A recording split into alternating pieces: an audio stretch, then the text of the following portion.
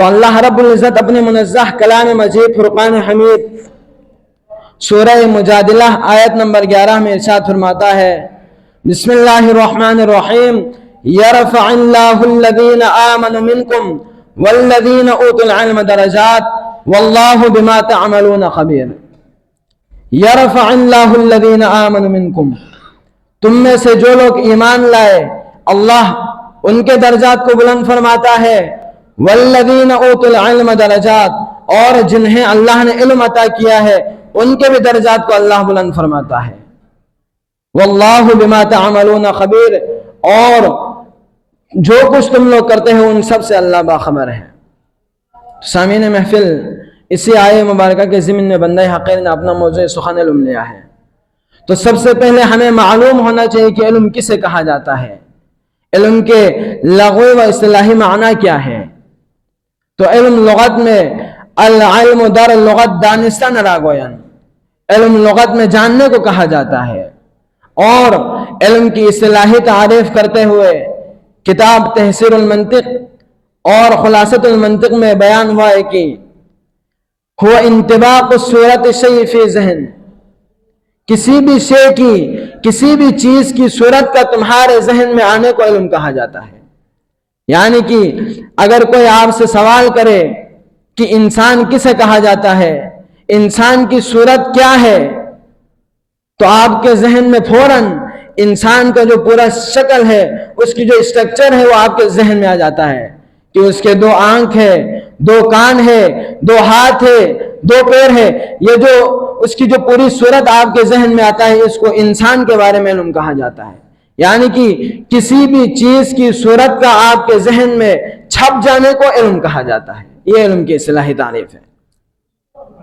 تو مذکورہ تلاوت کردہ آیہ مبارکہ میں اللہ تبارک و تعالیٰ نے ارشاد فرمایا کہ یرفع اللہ الذین آمنوا منکم والذین اوتوا العلم درجات، تم میں سے جنہیں اللہ تبارک و تعالیٰ نے علم عطا کیا ہے اور تم میں سے جو صاحبان ایمان ہے، اللہ تبارک و تعالیٰ ان کے درجات کو بلند فرمائے گا۔ تو یہ جو لفظ یرفعی جو ہے، علماء جانتے ہیں یہ فعل مضارع ہے، یہ زمانہ حال اور زمانہ استقبال پر دلالت کرتا ہے۔ یعنی کہ اس آیہ مبارکہ میں اللہ تبارک و تعالیٰ ایمان والوں کو یہ خوشخبری دینا چاہ رہا ہے کہ تم میں سے جو کوئی زمانہ حال میں، موجودہ زمانہ میں ایمان لائے یا جنہیں علم عطا کیا جاتا ہے، اللہ تبارک و تعالیٰ ان کے درجات کو بلند فرماتا ہے، اور جو کوئی زمانہ استقبال میں، آنے والے زمانے میں جو کوئی ایمان لائے گا یا جسے اللہ تبارک و تعالیٰ علم عطا کرے گا، اللہ تبارک و تعالیٰ ان کے بھی درجات کو بلند فرمائے گا۔ یہ ہے سامعین یرفعی کا توجیہ و تشریح۔ تو جب ہم قرآن مجید اور دیگر تاریخی کتابوں کا مطالعہ کرتے ہیں تو ہمیں معلوم ہوتا ہے کہ ستارہ رمضان المبارک کو غار حرا میں جب جبریل امین کو پیغمبر اکرم صلی اللہ علیہ وسلم کی خدمت میں اللہ تبارک و تعالیٰ نے بھیجا، تو اللہ تبارک و تعالیٰ نے اپنی پہلی وحی میں اپنے پیارے حبیب محمد مصطفیٰ صلی اللہ علیہ وآلہ وسلم سے مخاطب ہو کر فرمایا کہ اقرأ بسم ربک الذی خلق، خلق الانسان من علق، اقرأ وربک الاکرم الذی علم بالقلم، علم الانسان ما لم يعلم۔ اقرأ بسم ربک الذی خلق، پڑھ لیجئے میرے حبیب اپنے رب کے نام سے جس نے ان تمام چیزوں کو پیدا کیا۔ خلق الانسان من علق، جس نے انسان کو جمے ہوئے خون سے پیدا کیا۔ اقرأ وربک الاکرم، پڑھ لیجئے اور آپ کا رب بڑا کریم ہے۔ الذی علم بالقلم، وہ ذات جس نے قلم کے ذریعے سے تعلیم دی۔ علم الانسان ما لم يعلم، اور انسان کو ان تمام چیزوں کا علم دیا، ان تمام چیزوں کا تعلیم دیا جس کے بارے میں وہ جانتا ہی نہ تھا۔ سامعین محفل، ان 5 آیات مبارکہ کو اللہ تبارک و تعالی نے علم کے بارے میں نازل فرمایا، گویا کہ انسان کچھ بھی نہیں جانتا تھا، اسے دین شناس بنانے کے لیے، اسے خدا شناس بنانے کے لیے اللہ تبارک و تعالی نے اسے علم عطا کیا، جس کی وجہ سے وہ جاننے لگا، اندھیروں سے اجالوں کی طرف سفر شروع ہو گئی۔ اور مذکورہ آیات مبارکہ کے ذریعے اللہ تبارک و تعالی نے نسل آدم کو باقاعدہ محمد مصطفیٰ صلی اللہ علیہ وسلم کے ذریعے باقاعدہ ایک سلسلہ تعلیم سے منسلک کر دیا، جس کی بنا پر انسان باقی تمام مخلوقات پر افضل ہو گئے. اسی لیے انسان کو ایک زاویہ سے اشرف المخلوقات کہا جاتا ہے. سامعین محترم، سامعین محفل، جب ہم ان آیات پر غور و فکر کرتے ہیں تو ہمیں معلوم ہوتا ہے کہ علم کی اہمیت کیا ہے، علم کی فضیلت کیا ہے، کہ اللہ تبارک و تعالیٰ نے ان 5 آیت مبارکہ میں نازل کرنے سے پہلے نہ اپنے محمد مصطفیٰ سے، اپنے حبیب سے، نہ نماز کے بارے میں بات کی، نہ روزے کے بارے میں بات کی، نہ حج کے بارے میں بات کی، نہ زکوٰۃ کے بارے میں بات کی، بلکہ اگر بات کی ہے تو صرف اور صرف علم کے بارے میں، علم و آگاہی کے بارے میں، دین شناسی کے بارے میں، خدا شناسی کے بارے میں، استاد اور مربی کے بارے میں بات کی ہے. سامعین محفل، تو سوال یہ پیدا ہوتا ہے کہ اسلام کی نظر میں کون سا علم ہے؟ تو اسلام کی نظر میں وہی علم ہے جو انسان کو اپنے رب کے معرفت کا پتہ دے، جو انسان کو اپنے رب کے قریب کرے، اسے اسلام کی نظر میں علم کہا جاتا ہے. سامعین محفل، اگر کوئی شخص بے شمار ڈگریوں کا حامل ہو، بڑے بڑے اسکول، کالجز اور یونیورسٹیز سے فارغ و تحصیل ہو، بڑے بڑے مدارس سے فارغ و تحصیل ہو، لیکن اس کا یہ علم اسے اللہ کی معرفت سے بیگانہ کر دے، اللہ کی معرفت سے دور کر دے، تو اس شخص کا یہ علم نہیں، در حقیقت جہالت ہے. وہ شخص عالم ہو کر بھی جاہل کہلائے گا. اسی لیے حضرت شاہ سید محمد نور بخش نور اللہ مرقدہ قال اللہ مقامہ کتاب نجم الہدی میں ارشاد فرماتے ہیں کہ پس تلاش علم شد اس واجبات بر سراسر مسلمین و مسلمات، لیک آ علمی کی دردین نافع است، ظلمت جہل دوران را دافع است، اور روشنی بخش ضمیر پرغبار بعد مرداں مر کرا آیت بکار. علم باللہ استے والا صفت، علم باللہ استے والا صفت، از حقیقت کسب فیض معرفت. فرماتے ہیں کہ پس تلاش علم شد اس واجبات بر سراسر مسلمین و مسلمات، علم حاصل کرنا تمام مسلمان مرد و عورت پر لازم ہے، لیک آ علمی کی درد نافع است، ظلمت جہل دوران را دافع است. لیکن اس علم کا حاصل کرنا تمام مسلمان مرد و عورت پر لازم ہے جو اس کے دین کو نفع پہنچاتا ہو، جو اس کے دین کو فائدہ پہنچاتا ہو، اور اس کے اندرونی تاریکی، اندرونی جہالت کی تاریکی کو دور کرتا ہو. اس علم کا حاصل کرنا تمام مسلمان مرد و عورت پر لازم ہے. روشنی بخش ضمیر پرغبار بعد مرداں مر ترا آیت بکار، اس علم کا حاصل کرنا واجب ہے جو اس کی مردہ ضمیر کو روشن کرے اور مرنے کے بعد اس کے کام آئے. اس علم کا حاصل کرنا واجب ہے. علم باللہ استے والا صفت، از حقیقت کسب فیض معرفت. اے بلند صفت کے مالک، حقیقت سے معرفت کے فیض حاصل کرنے کو علم باللہ کہا جاتا ہے. یعنی کہ اگر کوئی شخص اپنی اندرونی تاریکی کو دور کرنے والے، مرنے کے بعد کام آنے والے، اور اپنی جو جہالت ہے اس کو روشنی کی طرف لانے والے علم کو حاصل کرنا تمام مسلمان مرد و عورت پر لازم ہے، اور وہ علم اللہ تبارک و تعالیٰ کی معرفت کا علم ہے. کیونکہ جب تک معرفت کسی بھی شے کی، کسی بھی چیز کی معرفت نہیں ہوتا، تب تک محبت نہیں ہو سکتے. اسی لیے حضرت شیخ نجم الدین کبریٰ رحمۃ اللہ علیہ فرماتے ہیں کہ محبت میں معرفت است. محبت جو ہے معرفت کا نتیجہ ہے، معرفت کا ثمرہ ہے. معرفت ہوگا تبھی محبت ہوگی. سامعین محترم، سوال یہ پیدا ہوتا ہے کہ اگر اللہ کی معرفت کا لازم ہے تو اللہ کی معرفت کہاں سے حاصل کرے؟ اللہ کی معرفت حاصل کرنے والے علوم کون ہے؟ کون سا ہے جو اللہ کی معرفت کا علوم ہے؟ تو اللہ کی معرفت کا علوم سراپا قرآن مجید ہے. اللہ کی معرفت کا علوم انبیاء علیہ السلام کے در سے آپ کو ملے گا. اللہ کی معرفت کا علوم پیغمبر اکرم صلی اللہ علیہ وسلم کے در سے ملے گا. اللہ کی معرفت کا علوم آپ کو ائمہ معصومین علیہ السلام، ہمارے بزرگان دین کی تعلیمات سے ہمیں ملیں گے. کیونکہ یہی وہ ہستیاں ہیں جو پیغمبر اکرم صلی اللہ علیہ وسلم کے علوم کے وارث ہے. یہی وہ ہستیاں ہیں جو اللہ نے دنیا میں اپنا خلیفہ بنا کر بھیجا ہے، یہی وہ ہستیاں ہیں جو سمندر، جو علوم کے سمندر رکھتے ہیں، یہی وہ ہستیاں ہیں۔ آج ہم بحیثیت نور بخشی خوش قسمت ہے کہ ہم اس ہستی کا یہاں پر عید منانے کے لیے جمع ہوئے ہیں کہ جس کو خود محمد مصطفیٰ صلی اللہ علیہ وآلہ وسلم نے باقر العلوم کہہ کر فرمایا، یعنی کہ علوم کے شگافت کرنے والا، علوم کے ظاہر کرنے والا کہہ کر خود محمد مصطفیٰ نے فرمایا، اس ہستی کے آج ہم یہاں پر ولادت باسعادت منانے کے لیے جمع ہوئے ہیں۔ اور حضرت امام محمد باقر پیغمبر اکرم صلی اللہ علیہ وسلم کی پانچویں جانشین، ہمارے پانچویں امام اور سلسلہ عصمت کی ساتویں کڑی ہے۔ آپ یکم رجب المرجب بمطابق 57 ہجری کو یوم جمعہ کے دن مدینہ منورہ میں حضرت امام زین العابدین علیہ السلام کے دولت سرا میں بی بی سیدہ فاطمہ بنت حسن مجتبی سلام اللہ علیہا کے بدن اطہر سے اس مبارک دنیا میں تشریف لائے۔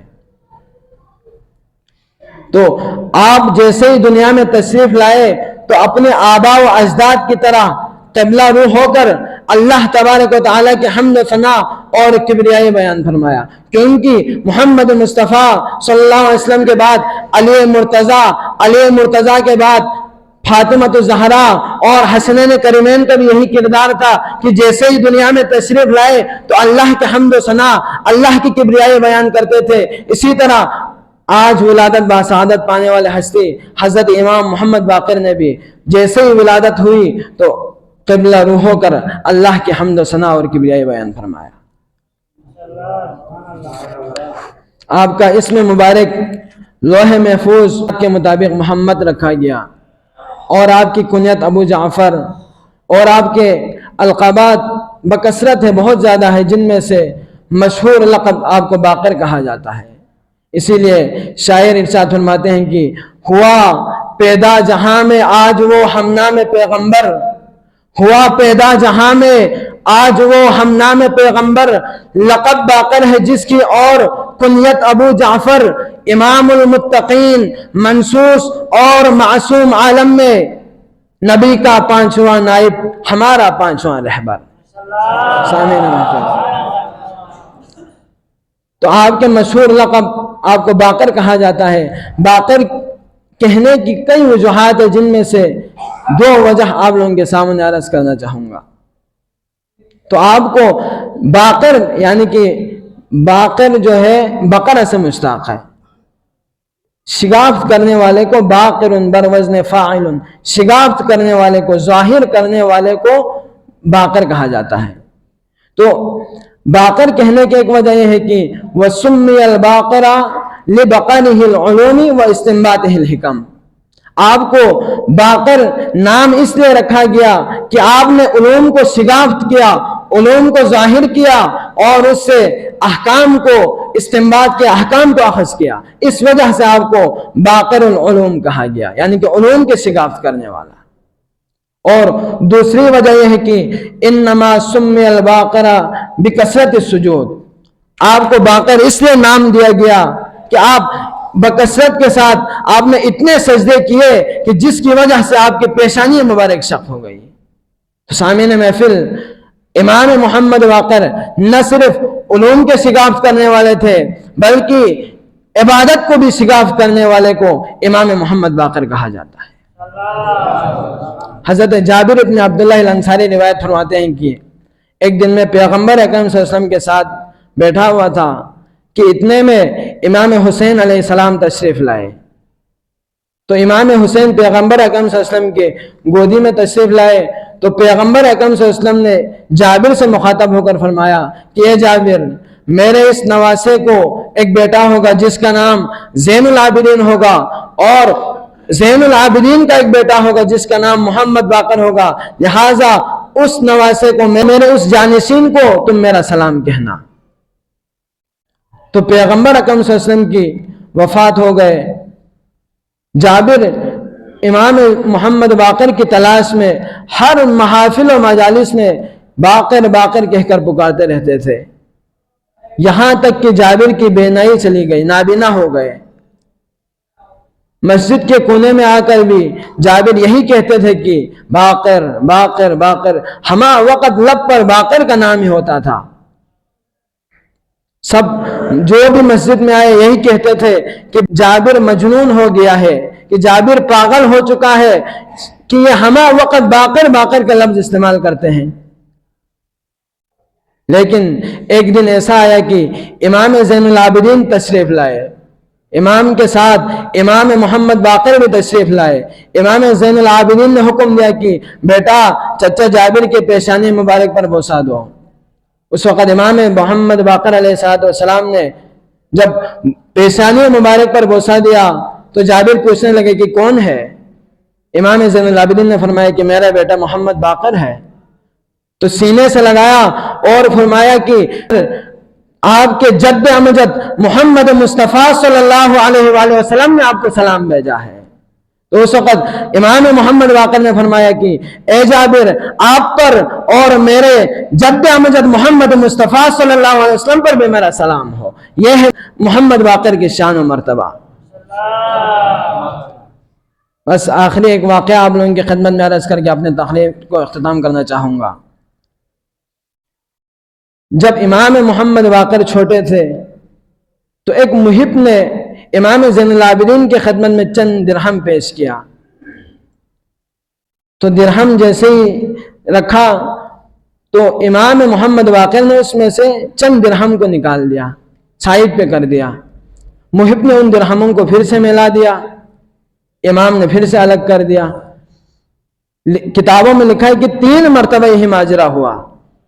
تو اس شخص کو جو محب دوستان اہل بیت تھے امام زین العابدین سے عرض کرنے لگے کہ مولا یہ کیا ماجرا ہے؟ میں بار بار درہم کو ایک کر رہا ہوں، آپ کے فرزند ارجمن اس کو بار بار الگ کر رہے ہیں، کونے پہ کر رہے ہیں۔ تو امام زین العابدین مسکرائے اور فرمانے لگے کہ اے میرے دوستدار، چونکہ یہ میرے بعد آنے والا امام ہے، میرا جانشین ہے، میرا نائب ہے، اور تمہارے اس دراہم میں سے ایک درہم مال غصب و حرام ہے، چونکہ یہ امام ہے تو امام مال غصب و حرام کو قبول نہیں کرتا، اس لیے یہ درہم کو سائڈ پہ کر رہا ہے۔ اس لیے شاعر فرماتے ہیں کہ ایک دن پدر کے گود میں تھا وہ فلک مقام۔ اس پورے واقعے کو شعر کے انداز میں لایا، آپ لوگوں کے خدمت میں عرض کرنا چاہوں گا۔ ایک دن پدر کے گود میں تھا وہ فلک مقام، ایک شیل آیا نظرے درہم بے امام، سجاد کے حضور وہ رکھے درہم تمام، درہم سے کھیلنے لگا فرزند نیک نام۔ کیا عقل دی تھی خالق روز حساب نے، درہم زمین پہ پھینک دیا ایک جناب نے، ایک درہم کو زمین پہ پھینک دیا، درہم زمین پہ پھینک دیا ایک جناب نے، تب دوڑ کر محب نے وہ درہم اٹھا دیا اور اس کو درمیان دراہم پھیلا دیا۔ باقر نے چن کے پھر وہی درہم جدا کیا، پھر سے وہی درہموں کو جدا کر دیا۔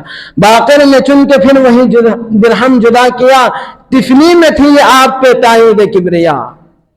لکھا ہے 3 بار یہی ماجرا ہوا، یہ جو ماجرا ہے 3 مرتبہ درہموں کو الگ کیا، 3 مرتبہ ملا دیا۔ لکھا ہے 3 بار یہی ماجرا ہوا، اس دم محب کو سہ پہ تحیر بڑا ہوا۔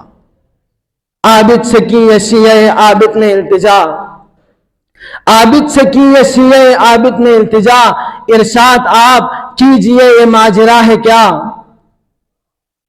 ارشاد آپ کیجئے یہ ماجرا ہے کیا، شہ نے کہا یہ عادت طفلی نہ جاننا، بچپنے کا کھیل نہ سمجھنا کہ میرے بیٹا تمہارے درہموں کے ساتھ کھیل رہا ہے، ایسا نہ سمجھنا۔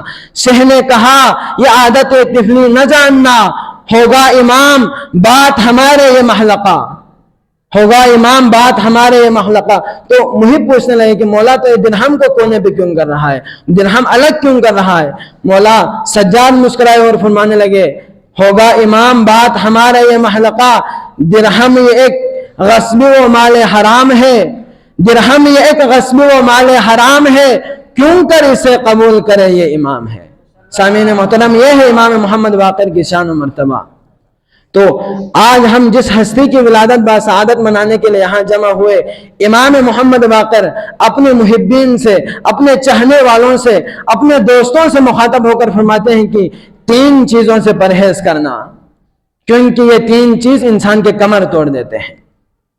ایک، اپنے عمل کو زیادہ نہ سمجھنا، اپنے گناہوں کو نہ بلانا اور اپنے رائے کو سب سے بہترین رائے نہ جاننا۔ اگر کوئی بھی شخص اپنے عمل کو سب سے بہترین جانے، سب سے زیادہ جانے، اپنے رائے کو سب سے بہترین جانے اور اپنے گناہوں کو بلا دے تو وہ شخص دنیا میں بھی ناکام اور آخرت میں بھی ناکام۔ تو یہاں تشریف لائے ہوئے مومنین سے یہی گزارش ہے کہ کبھی بھی اپنی اعمال پر گمنڈ نہ کریں، کبھی بھی اپنے اعمال کو زیادہ نہ سمجھیں، بلکہ ہمہ وقت اپنے اعمال کو کم سمجھیں، اللہ کی راہ میں عبادت کریں، ہمیشہ اللہ کو یاد کرتے رہیں، کیونکہ یہ امام محمد باقر کا فرمان ہے۔ اور کبھی بھی اپنے رائے کو سب سے بہترین رائے نہ جانیں، ہر کسی سے مشورہ کریں، ہر کسی سے رائے لیں، پھر جو مشورہ بہتر ہوگا سب میں سے اس پر عمل کیا کریں، نہ کہ میرا ہی صحیح ہوگا، میں ہی صحیح ہوں کہہ کر اپنا صحیح مانے باقیوں کا غلط۔ امام کا فرمان کے مطابق یہ بالکل غلط ہے۔ اور تیسرا، اپنے گناہوں کو نہ بلائیں، کیونکہ گناہوں کو بلانے کی وجہ سے بندہ اللہ کے قریب نہیں ہوتا بلکہ اللہ سے دور ہو جاتا ہے۔ جتنا اپنے گناہوں کو یاد کرو گے اتنا ہی اللہ کی یاد ستائے گی، اتنا ہی اللہ سے قریب ہوتا جائے گا۔ تو امام محمد باقر فرماتے ہیں کہ کبھی بھی اپنے عمل کو زیادہ نہ سمجھیں، کبھی بھی اپنے گناہوں کو نہ بلائیں اور کبھی بھی اپنے رائے کو سب سے بہترین رائے نہ جانیں۔